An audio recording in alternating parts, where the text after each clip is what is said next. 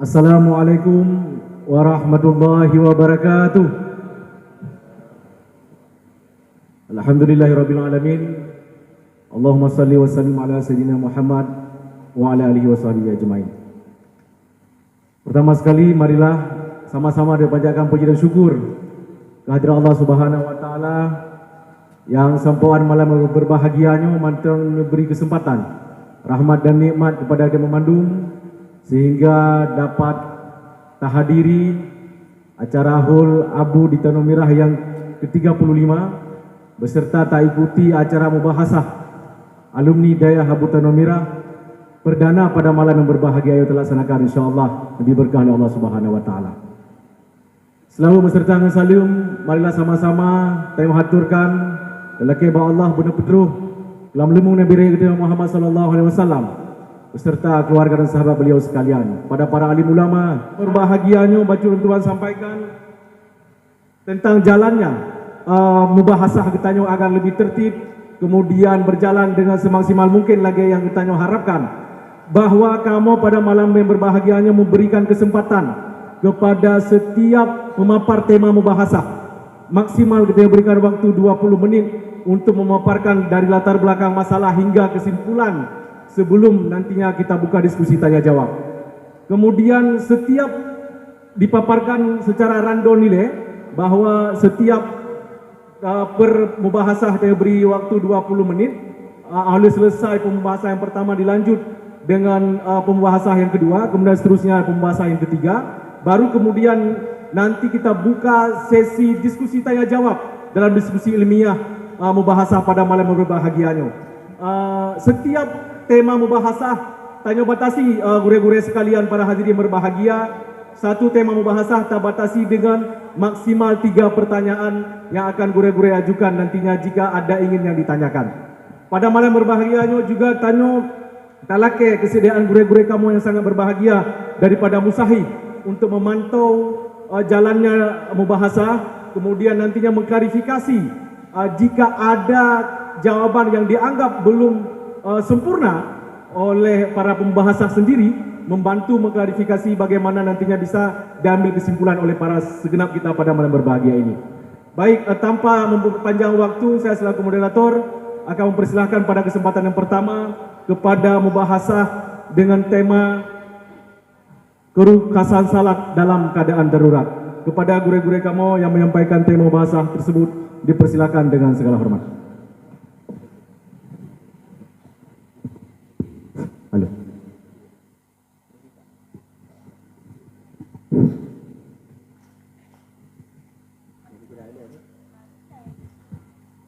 Assalamualaikum warahmatullahi wabarakatuh. Alhamdulillah wassalatu wassalamu ala Rasulillah wa ala alihi wa sahbihi wa mawalah.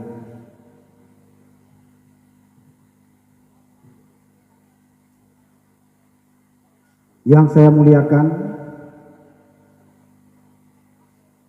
Syekhi Masyayikhina almarhum Abun di Tanah Merah, yang saya muliakan Syekhuna almarhum Walid di Tanah Merah Abun Marzuki, kemudian Abah di Aluawe, kemudian Abi yang sedang memimpin Dayah Darul Ulum pada saatnya, dan seluruh keluarga gure-gure gedanyo tersebut.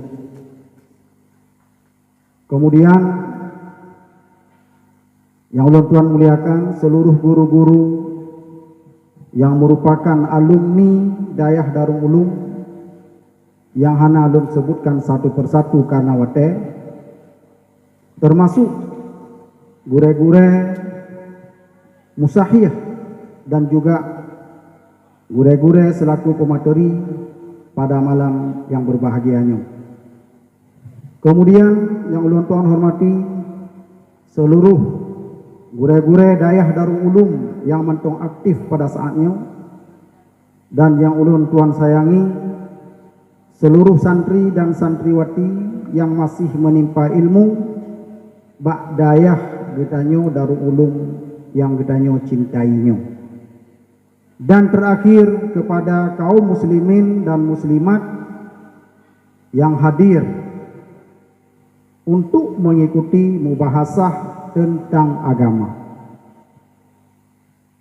Ulun tuan yang tengah pegahabanyo adalah hamba Allah yang lemah dari segala bidang, sehingga pu yang akan ulun tuan sampaikan itu serba kekurangan dan belum tentu benar.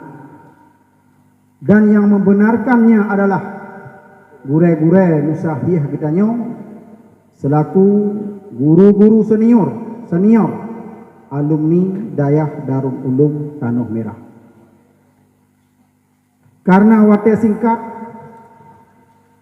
maka langsung ulun tuan tamong dalam masalah, yaitu keruksahan salat dalam keadaan darurat. Pada poin yang pertama, yaitu salat tim medis dalam situasi darurat emergensi. Kasusnya adalah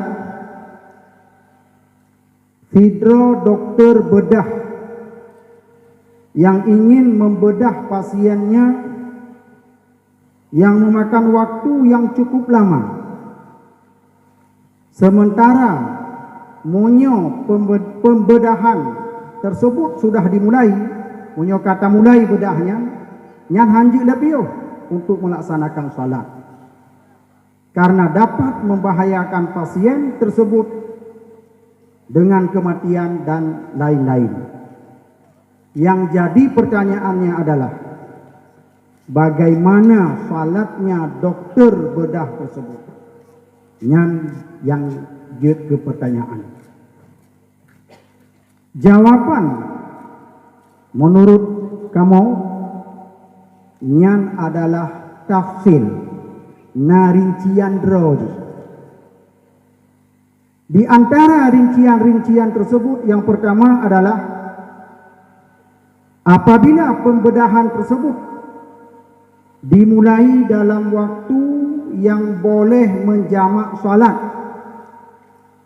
dan waktunya itu adalah waktu yang pertama, lage wate zuhur dan wate maghrib, dan di dalam waktu tersebut mungkin untuk melakukan salat, maka dokter tersebut dia melakukan jamak takdim. Kemudian tafsir yang kedua, apabila pembedahan tersebut dimulai sebelum masuknya waktu yang pertama dan perhitungan selesai pada waktu yang kedua, yaitu asar dan isya, maka dokter tersebut melakukan jamak takhir. Namun apabila situasi sangat genting sehingga pelaksanaan salat secara jamak, apakah jamak takhir ataupun jamak takdim, hana mungkin, maka demi untuk menyelamatkan nyawa, maka dibolehkan mengeluarkan salat daripada waktunya.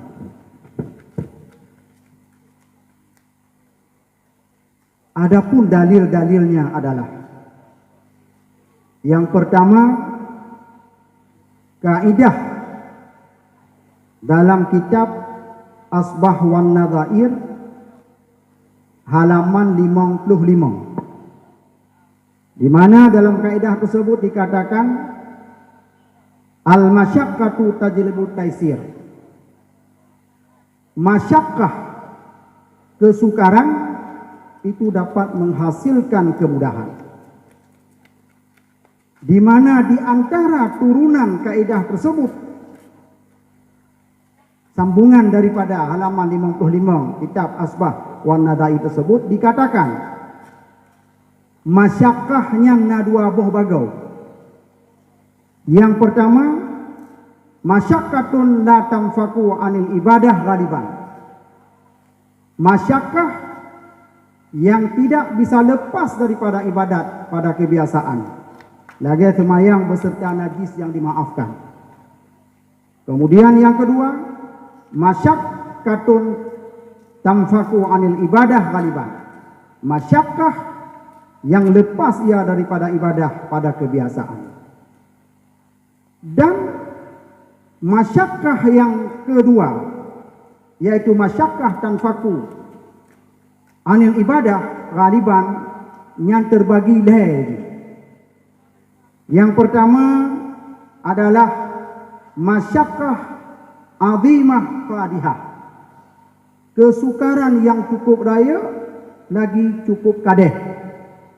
Kemudian yang kedua, masyakkatun khafifah, masyakkah yang ringan. Kemudian yang kedua adalah masyakkatun mutawasitah. Contoh masyakkah azimah qadihah adalah masyakkah yang tulis dalam kitab Asbah wa Nadair tersebut.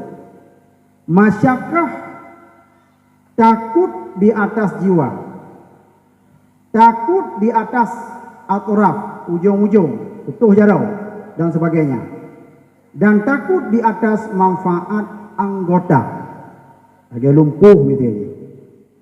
Dan masyakkah azimah qadihah tersebut mewajibkan bagi taklif. Takfif. Ya. Masyakkah azimah qadihah tersebut itu mewajibkan bagi takfif yang menurut dalam kitab tersebut.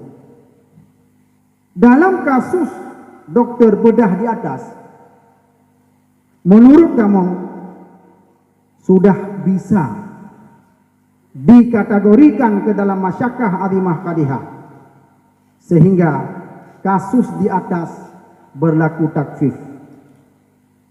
Kemudian Syekh Izzuddin mengatakan takfif syarat nambah bagau. Yang pertama adalah takfif isqat, menggugurkan. Lagi gugur Jumat, gugur haji, umrah dan jihad karena udhur. Kemudian yang kedua, takfif tankis, yaitu pengurangan seperti kasar salat. Kemudian yang kedua, takfif ibdal, yaitu gantau. Lagi gantau wudu dan mano dengan tayamum. Kemudian yang keempat, takfif takdim, mendahulukan. Lagi jamak takdim, mendahulukan zakat di akhir haul. Kemudian yang kelima adalah takfif takhir, seperti jamak takhir puasa Ramadan karena sakit dan musafir, dan mentakhirkan salat pada hak orang yang berbimbang dengan melepaskan urang yang karam dan seumpamanya daripada segala udhur. Kemudian yang keenam, takfif tarkhis, yaitu ruksah. Lagi urang yang beristinja dengan batu beserta kekal bekas najis. Karena kena ada tuku yang bahawa mau istinja dengan bate in najis yang gadoh bekas jangan gadoh. Jadi dengan kaidah tersebut, masalah dokter bedah benar sang menurut kamu kajit dapat tamong kena. Kemudian tentang masalah dalil-dalil yang lain nyo na di dalam makalah kamu. Karena wate yang rubi ke kamu hanya 20 menit sehingga antri hana habis untuk yang saboh punanjinya saboh tema tu nyan maka ohnan manteng untuk sementara wate jino ulun tuan persilakan kepada gure bidanyo Abi Mursalin untuk yang kedua.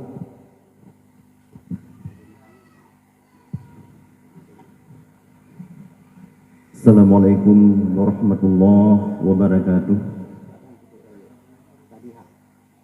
Allahumma ighfir lahu abun ummi guru kita bersama Walid Abun Marzuki, kepada Abi pimpinan pada abah, pada seluruh keluarga sekalian, yang kami muliakan kepada para guru-guru kami, para masyaikh kami, yang kami muliakan kepada seluruh guru-guru kami yang telah berhadir pada tempat ini, yang kami muliakan kepada seluruh para mabahis yang telah hadir di depan kita semua,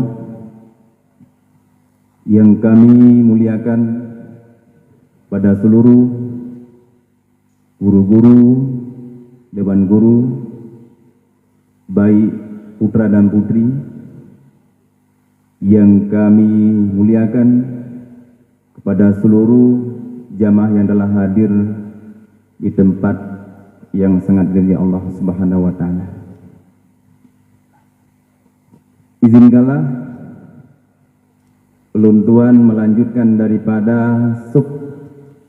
daripada tema tentang masalah kerusahan salat di saat zarurat. Bahwasanya salah satu daripada hukum ruksah itu adalah jamak. Dan pengertian daripada ruksah itu adalah suatu hukum yang dimana berubahnya suatu hukum daripada suatu hukum yang sukar kepada hukum yang mudah dikarenakan faktor keodoran. Odor yang dimaksudkan di sini adalah odor yang hanjit ke mani. Contohnya adalah seperti dengan haid.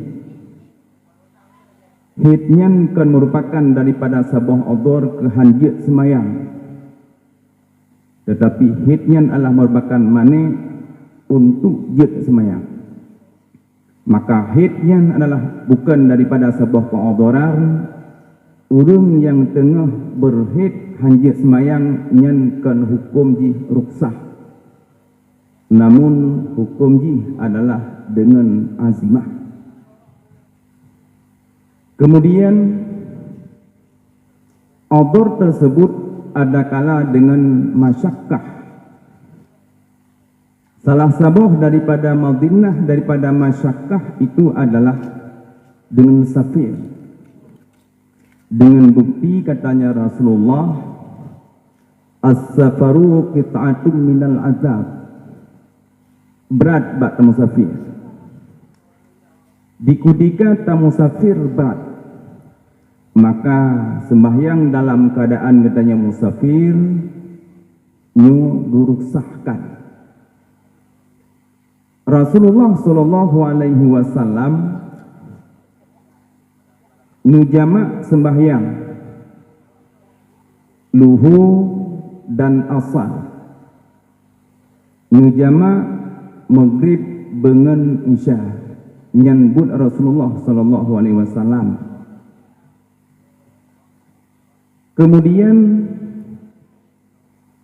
sembahyang yang hanjit jamak dan nyankan paket jamak lagi asar dengan maghrib, lagi subuh dengan luhur, nyan hanjit jamak.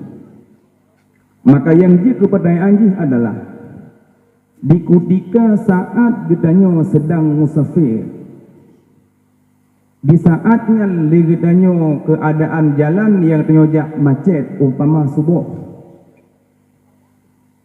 hal lupah tatubit daripada motor, munya dekedi tatun motor, maka dikubah lengan gedanya, dikubah le motor. Nyan bak saat daripada sebuahnya, nyan menyetekedi tajamak semayang hanajit tajamak karena nyan sebuah menanjit bak kasus daripada asar, terjadi daripada macet bak jalan katanya bak wate asar, menyertegedi tajama gedih bak mugrib nyankan paket jama nyan dalam kondisinya lagenyan nyan pakiban semayang katanya. Nah, oleh ulama di dalam kitab Majmu' jilid yang ketiga halaman 241, qala ashabuna, berkatalah oleh sahabat kami, walau hadratis salatul maktubah, menyertegedi katruk wate sembahyang yang maktubah, wahum sairuna, gedanyo mantang tengah dalam perjalanan, wa khafa law nazala yusalliha, dan takut menyertegedi tatrun liusalliha untuk nak sembahyang alal ardi di atasnya bumi dengan secara ilal qiblati menghadap kiblat, ing kataan an rufqatihi, maka putus ngan ngedanyo.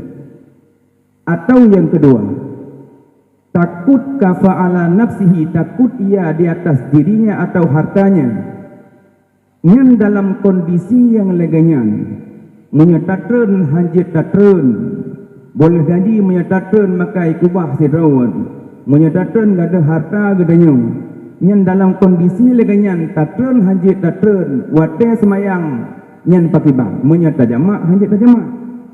Contoh bak kasus daripada asar, contoh kasus daripada subuh nyan pakibang lam yajuz tarkus salati, hanjit tinggal semayang, menyu hanjit tinggal semayang, jid dan petubit semayang daripada wates yang tu hanjit, dan jamak hanjit tak jamak semayang wajib tak pubut, pakiban semayang tak pubut, bal yusalliha ala dabbati, dan semayang ju atas motor.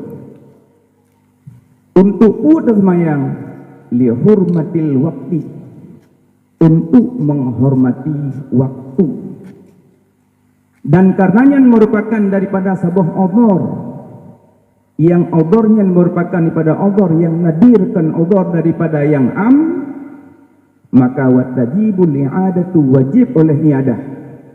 Ilat daripada wajib iadah adalah merupakan daripada udhurnya hana sering-sering terjadi daripada udhurnya, menyemunan menurut daripada pandangan kamu, menyertegedi urang tengah bak jalan, macet bak jalan, dan tren hanjit tak semayang, nyan tak semayang lama tu, menyertegedi hana semayang tak semayang cip, tertegedi hana menghadap kiblat tak semayang cip, untuk tak terbit semayang daripada wadah semayang hanjit, untuk tak jamak hanjit, maka menyelaganyan nyan semayang dihormatil waktu. Yang kedua, sembahyang urang yang dalam keadaan sakit nyan puhaba, pukuh urang sakit jid gejamak semayang atau hanjit gejamak semayang, nyo khilaf pendapat ulama. Nah yang pegah jid, nah yang pegah hanjit. Yang kedua, yang ketiga, safir nasafir kepada safir tawil, nasafir dengan tasafir daripada kasir, nasafir yang musafah safirih menurut daripada Amir Turdi adalah lebih daripada 80 kilo. Dan juga yang tersebut dalam taklikat daripada kitab Ibnu Hajar dalam kitab Imdad, yang batasan ini adalah lebih daripada 80 kilo. Nah, menyemunan musafir terbagi kepada dua, na musafir yang panjang, na musafir dengan musafir yang panjang.